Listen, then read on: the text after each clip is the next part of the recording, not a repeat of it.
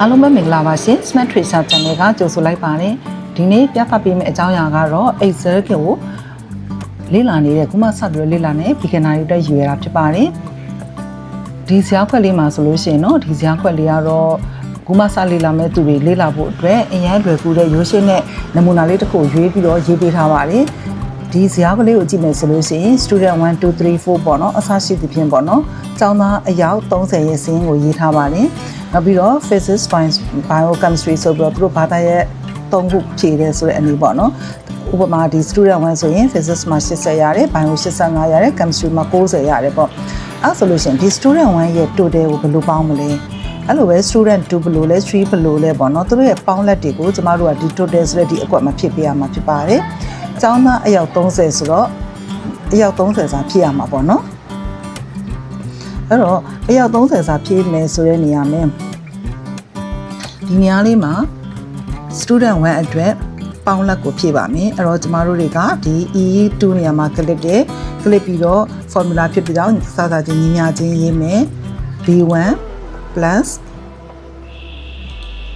B2 plus C2 plus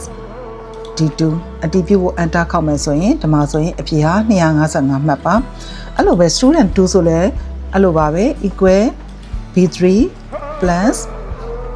C3 plus D3 enter student 3မှာဆိုလို့ရှိရင်လည်း equal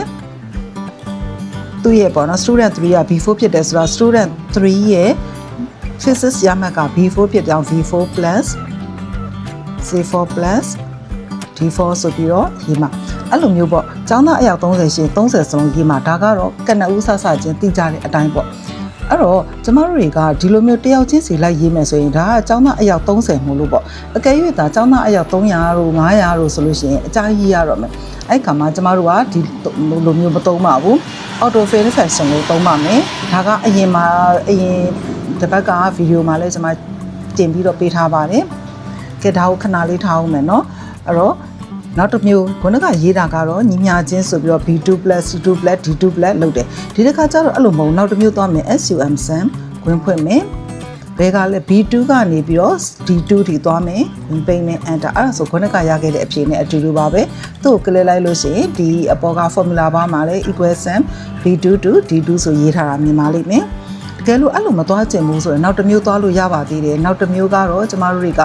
ဒီ home tab မှာရှိတဲ့ editing group က auto sum ကိုတစ်ချက်နှိပ်ထားပါပဲအဲ့ဒါဆိုရင်ညီမျှချင်း sum B2 to D2 ဆိုပြီးတော့ပေါ်လာတာမြင်ရပါမယ်အဖြေကတော့အတူတူပဲအဲ့တော့ sum function ကိုသုံးတဲ့နေရာမှာကျွန်မအခုနမူနာလေးပြသွားတာ၃မျိုးပေါ့နော်ပြန်မှတ်မိမယ်ထင်ပါတယ်ပထမတစ်ခုကတော့ညီမျှချင်းဆိုပြီးတော့ခုမှစလေလာတဲ့ beginner တွေပေါင်းတာပေါ့နော် B2 plus C2 plus D2 enter 255မယ်ဟုတ်ပြီနောက်တစ်မျိုးသွားမယ်ဆိုရင်လည်းပဲညီမျှချင်း sum ဘယ်ကနေပဲဒီလဲဆိုရင် B2 to D2 255နောက်ဆုံးတစ်နည်းကတော့ auto sum ကိုနှိပ်လိုက်တယ် B2 to D2 enter အဲ့တော့ဒီလိုသုံးခုတွေကနှစ်သက်တဲ့နည်းကိုသုံးလို့ရပါတယ်အဲ့လိုပါပဲ student 2မှာလည်းခုနကလိုနည်းတွေ3မျိုးတွေကကြိုက်တယ်လို့ရေးလို့ရတယ်ဒါပေမဲ့ခုနကပြောသလိုပဲအရင်တစ်ခေါက်မှလည်းပဲအရင်တစ်ပတ်က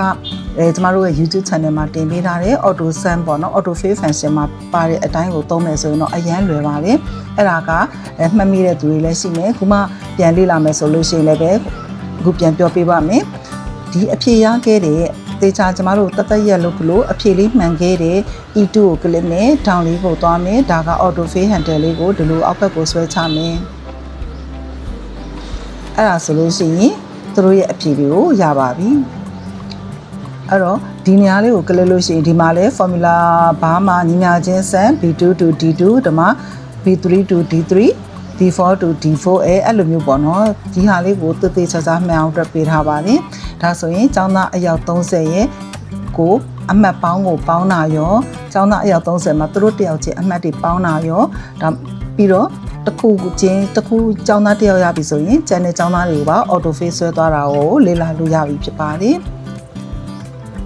ဒါကတော့ beginner တွေအတွက်ရွယ်ပါတယ်အားလုံးပဲနောက်ဗီဒီယိုတွေမှာလည်းဆက်တင်ပေးမှာဖြစ်တဲ့အတွက်ကြောင့်အခြေခံကနေပြီးတော့တဖြည်းဖြည်းအစင်းမြင့်တွေအထိကိုပို့ပြီးတော့လေ့လာလို့ရအောင်တင်ပေးသွားမှာဖြစ်ပါတယ်အားလုံးပဲကျန်းမာချမ်းသာပါစေလို့ Smart Tracer မိသားစုအဆုမကောင်းတောင်းပါတယ်နောက်ဗီဒီယိုတွေမှာတွေ့ကြမယ် bye